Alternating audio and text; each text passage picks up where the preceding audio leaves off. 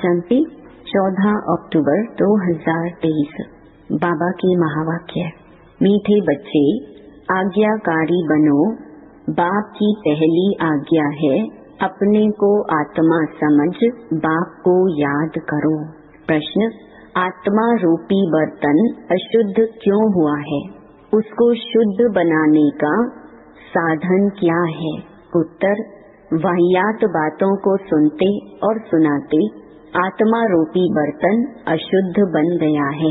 इसको शुद्ध बनाने के लिए बाप का फरमान है, hear no evil, see no evil. एक बाप से सुनो, बाप को ही याद करो तो आत्मा रूपी बर्तन शुद्ध हो जाएगा। आत्मा और शरीर दोनों पावन बन जाएंगे। गीत जो पिया के साथ है। ओम शांति। ओम शांति का अर्थ तो बच्चों ने समझा हुआ है। बच्चों को घड़ी घड़ी पॉइंट्स दी जाती हैं।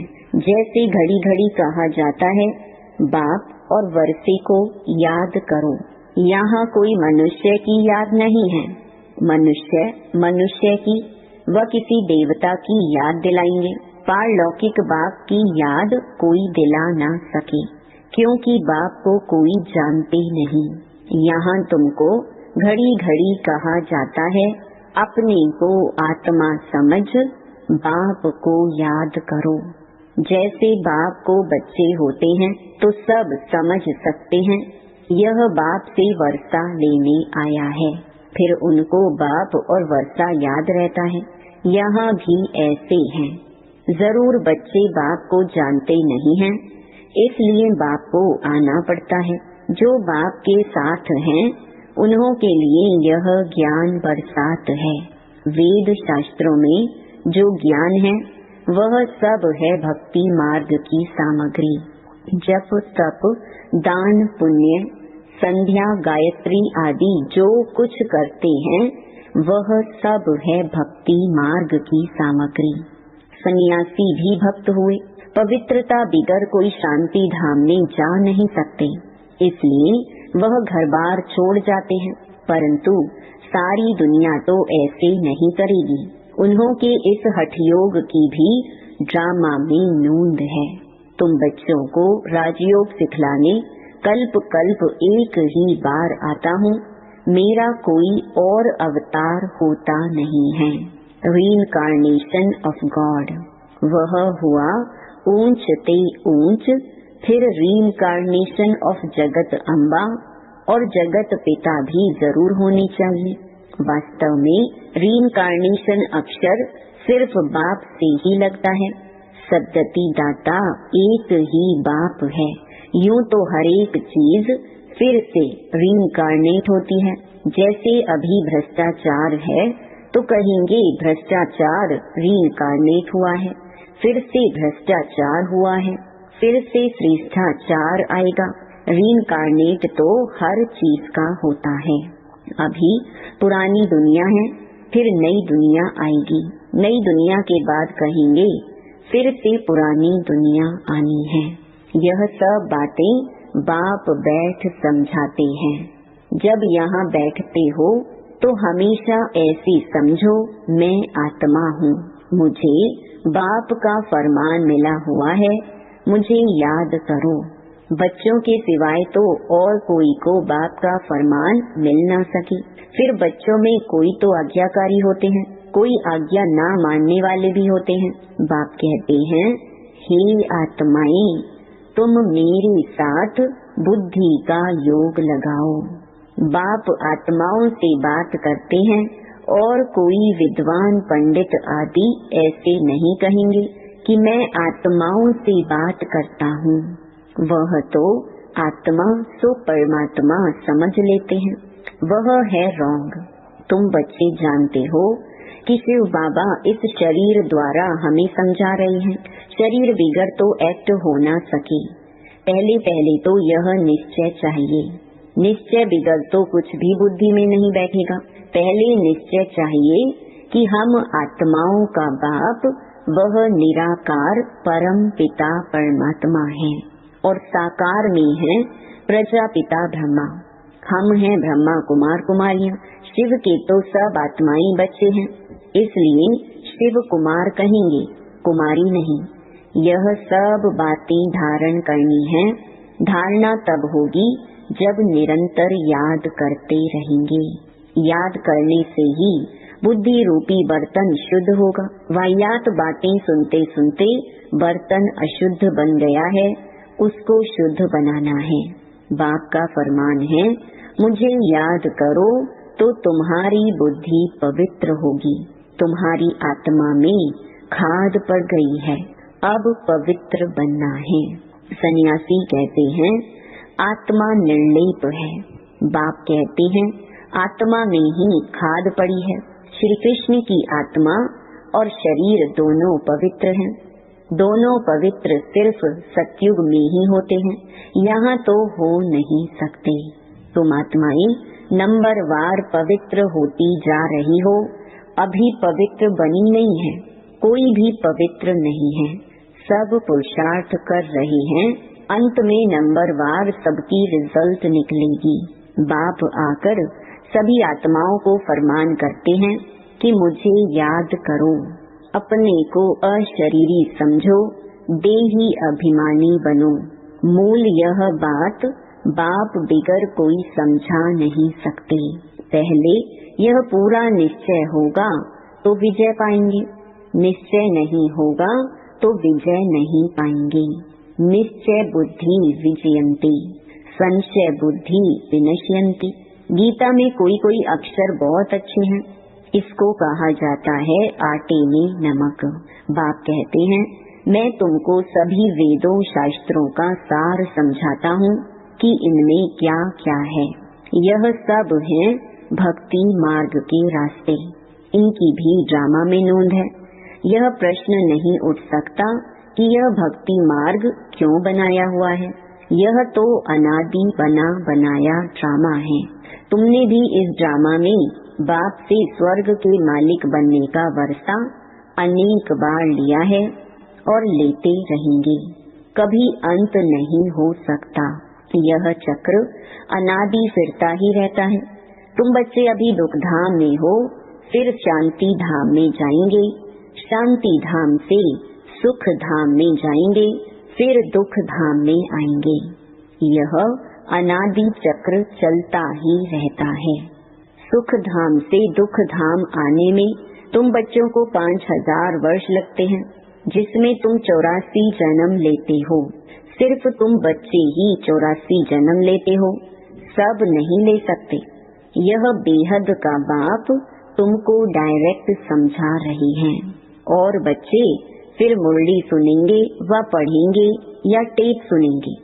टेप भी सब नहीं सुन सकते, तो पहले पहले तुम बच्चों को उठते बैठते इस याद में रहना है। मनुष्य तो माला फेरते राम राम जपते हैं, रुद्राक्ष की माला कहते हैं ना। अब रुद्र तो है भगवान, फिर इस माला में मेरू दाना इकट्ठा है, वह तो विष्णु के युगल स्वरूप हैं। वह कौन है? यह मात पिता जो फिर विष्णु के 2 रूप लक्ष्मी नारायण बनते हैं, इसलिए इनको मेरू कहा जाता है। फूल है शिव बाबा, फिर मेरू यह मम्मा बाबा जिनको मात पिता कहते हो। विष्णु को मात पिता नहीं कह सकेंगे, लक्ष्मी नारायण को मात पिता तो उनके बच्चे ही कहेंगे। आजकल तो सबके आगे जाकर कहते हैं त्वमेव माता च पिता त्वमेव। बस कोई एक ने महिमा की तो उनके पीछे फॉलो करने लग पड़ते। यह है ही अनराइचियस दुनिया। कलयुग को कहा जाता है अनराइचियस, सतयुग को कहा जाता है राइचियस। वहाँ आत्मा और शरीर दोनों पवित्र होते हैं। सतयुग में श्री कृष्ण गोरा है, फिर अंतिम जन्म में उनकी आत्मा सांवरी बनी है। यह ब्रह्मा सरस्वती इस समय सांवरे है ना। आत्मा काली बन गई है तो उनका जेवर भी काला बन गया है। सोने में ही खाद पड़ती है, उससे जेवर भी जो बनता है वह खाद वाला। सतयुग में जब देवी देवताओं की गवर्नमेंट है तो यह झूठ खाद होती नहीं। वहाँ तो सोने के महल बनते हैं। भारत सोने की चिड़िया था, अभी तो मुलम्मा है। ऐसे भारत को फिर से स्वर्ग बाप ही बना सकते हैं। बाप समझाते हैं, श्रीमद् भगवानुवाच है ना, श्री कृष्ण तो दैवी गुणों वाला है, 2 भुजा 2 टांग वाला है। चित्रों में तो कहाँ नारायण को, कहाँ लक्ष्मी को 4 भुजाएं दी हैं, समझते कुछ भी नहीं। ओम अक्षर भी कहते हैं, ओम का अर्थ बताते हैं।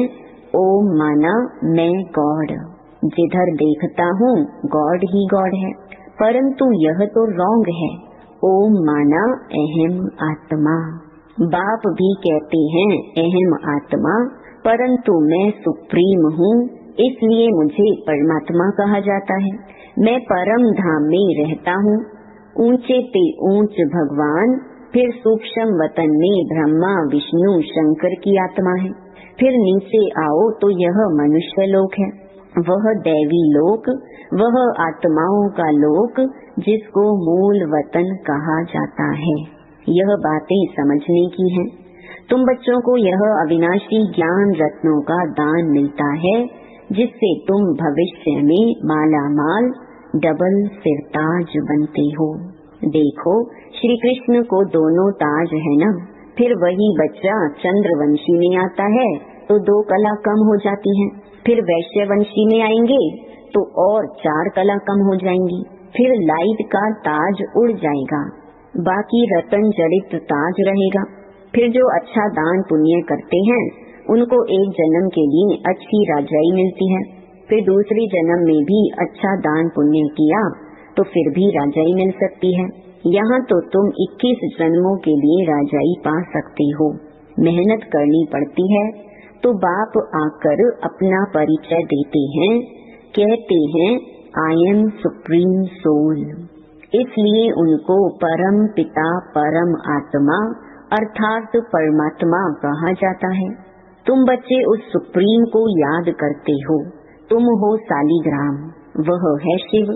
शिव का बड़ा लिंग और सालीग्राम मिट्टी के बनाते हैं। यह कौन सी आत्माओं का यादगार बनाते हैं, यह भी कोई नहीं जानते। तुम शिव बाबा के बच्चे भारत को स्वर्ग बनाते हो, इसलिए तुम्हारी पूजा होती है।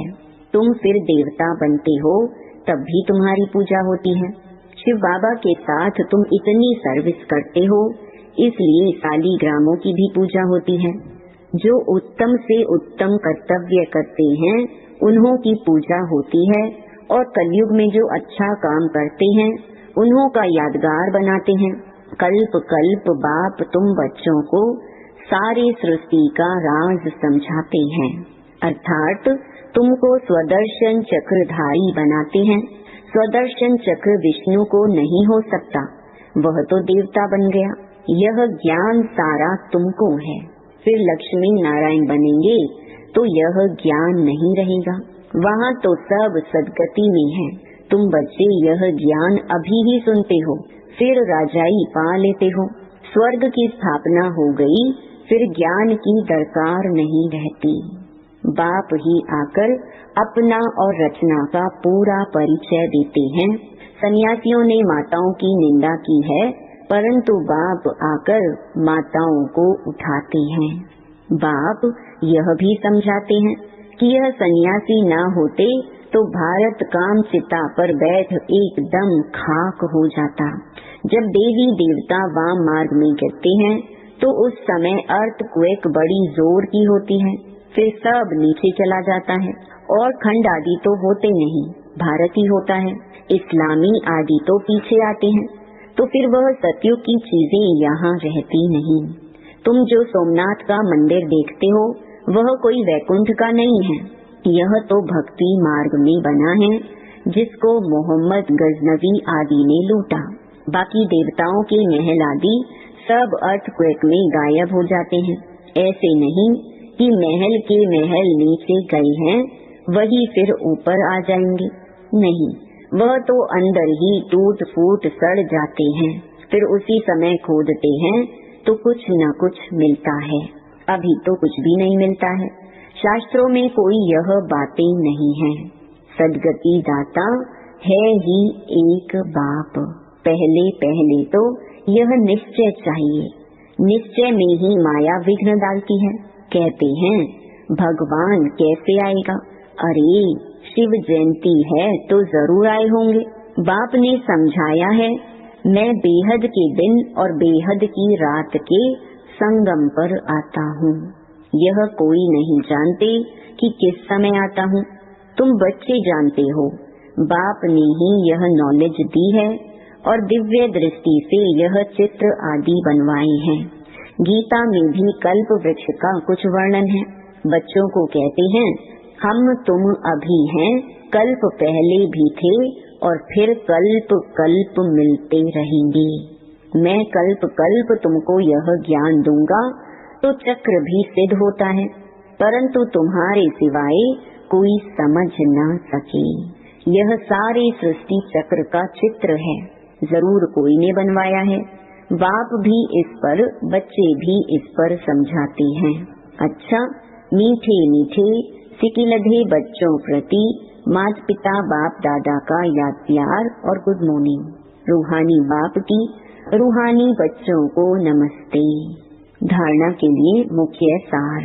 पहला, हर बात में विजय का आधार निश्चय है, इसलिए निश्चय बुद्धि जरूर बनना है। सदगति दाता बाप में कभी संशय नहीं उठाना है। दूसरा, बुद्धि को पवित्र व शुद्ध बनाने के लिए अशरीरी बनने का अभ्यास करना है। वाहियात व्यर्थ बातें न सुननी है न सुनानी है। वरदान, बेहद के स्मृति स्वरूप द्वारा हद की बातों को समाप्त करने वाले अनुभवी मूर्त भव। आप श्रेष्ठ आत्माएं, डायरेक्ट बीज और मुख्य 2 पत्ते त्रिमूर्ति के साथ समीप संबंध वाले तना हो। इसी ऊंची स्टेज पर स्थित रहो, बेहद के स्मृति स्वरूप बनो तो हद की व्यर्थ बातें समाप्त हो जाएंगी। अपने बेहद के बुजुर्गपन में आओ तो सदा सर्व अनुभवी मूर्त हो जाएंगे। जो बेहद के पूर्वजपन का ऑक्यूपेशन है, उसको सदा स्मृति में रखो। आप पूर्वजों का काम है अमर ज्योति बन अंधकार में भटकती हुई आत्माओं को ठिकाने पर लगाना। स्लोगन, किसी भी बात में मूंझने के बजाय मौज का अनुभव करना ही मस्त योगी बनना है। ओम शांति।